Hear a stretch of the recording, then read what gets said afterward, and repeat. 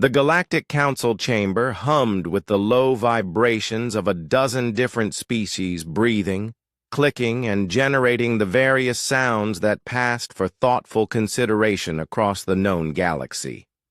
Ambassador Chen Wei sat quietly, in the human delegation's modest corner, her fingers drumming a barely audible rhythm on her tablet, while the Zephyrian representative continued his third hour of complaints about mining rights in the Kepler sector. She had stopped listening around the 40-minute mark.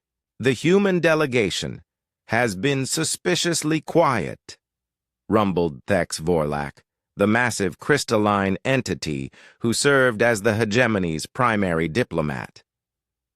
His voice resonated through the chamber's translation matrix, carrying undertones that made several smaller species unconsciously step backward. Perhaps they have nothing to contribute to this vital discussion? Chen looked up from her tablet with the sort of polite smile that had served humanity well in the 2 decades since first contact. "Oh, we're just taking notes. Please continue." The Aquarian delegate, depth singer Corlos, rippled his translucent fins in what passed for diplomatic amusement among his kind. "Notes? How quaint. The Terrans still use such primitive information management." "Something like that," Chen replied, her smile never wavering. The discussion resumed, cycling through the same territorial disputes, trade disagreements, and resource allocation arguments that had dominated galactic politics for the better part of a standard year. Chen continued her quiet observation, occasionally jotting down what appeared to be random thoughts on her tablet. It was Zephyrian Trade Prime Wheelix who finally lost patience with the proceedings. His scales shifted to an aggressive orange-red as he turned toward the human delegation. "Perhaps we should address the real issue here. Why should primitive Terrans have any say in galactic affairs when their entire species only achieved faster than light? Travel through salvaged predecessor technology?" Chen's drumming stopped.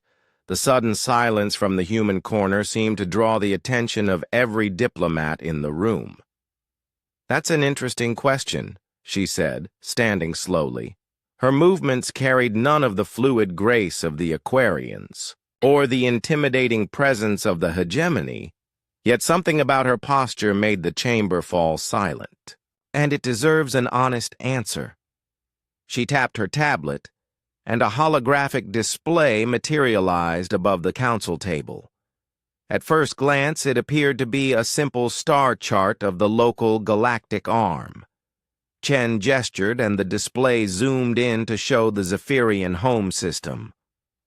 "Trade Prime Ilex raises a valid point about human capabilities," Chen began conversationally.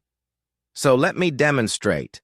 The Zephyrian homeworld of Thex Kalar orbits a Class G star at 1.3 astronomical units. Population, approximately 14 billion. Primary weaknesses, centralized power grid dependent on 3 fusion stations, and a peculiar cultural taboo against underground construction that makes you vulnerable to orbital bombardment." The orange-red of Ilex's scales shifted rapidly toward a pale, alarmed yellow. Chen gestured again, and the display shifted to show the hegemony's core worlds. "The crystalline hegemony controls 47 systems, but their entire civilization depends on maintaining precise harmonic frequencies in their population centers. Disrupt those frequencies, say with focused sonic weapons, and their society would literally shatter.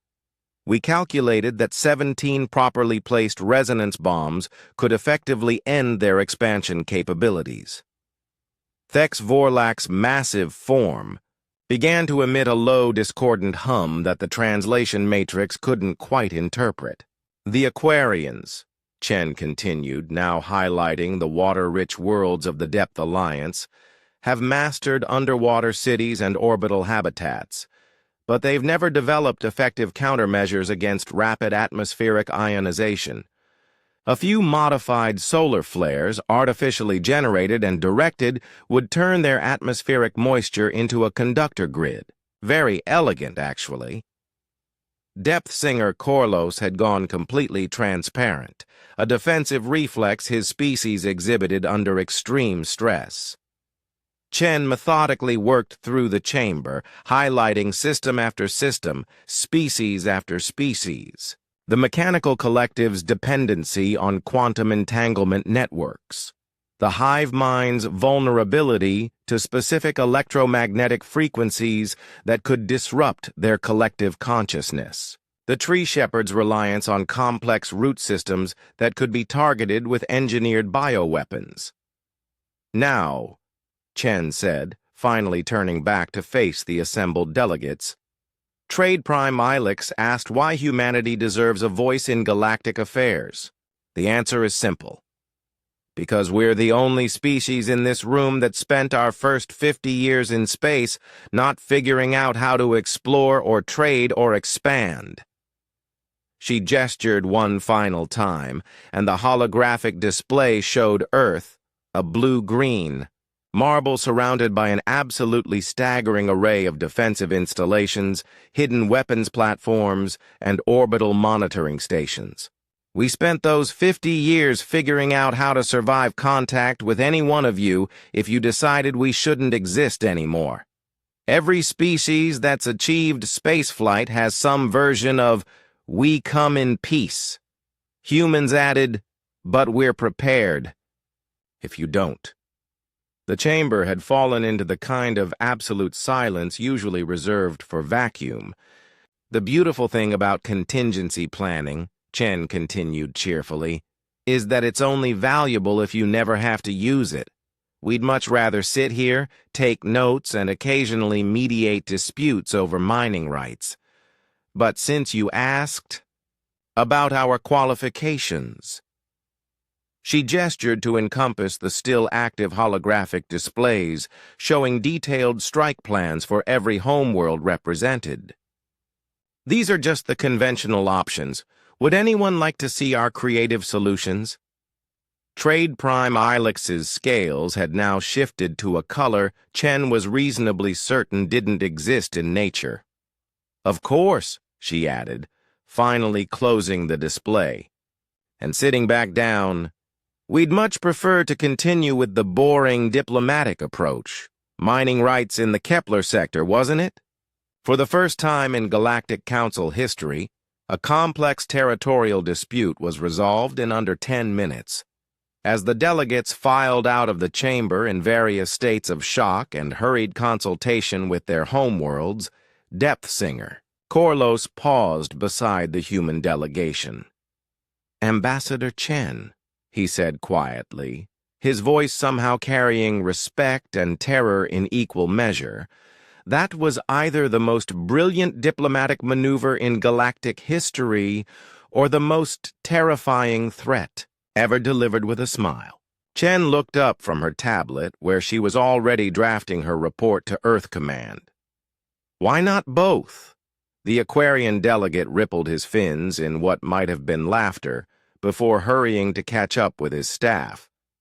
Chen returned to her, notes humming softly. Tomorrow's session was about trade route regulations. She wondered if anyone would ask about humanity's backup plans for galactic commerce. She hoped not. Those files were classified.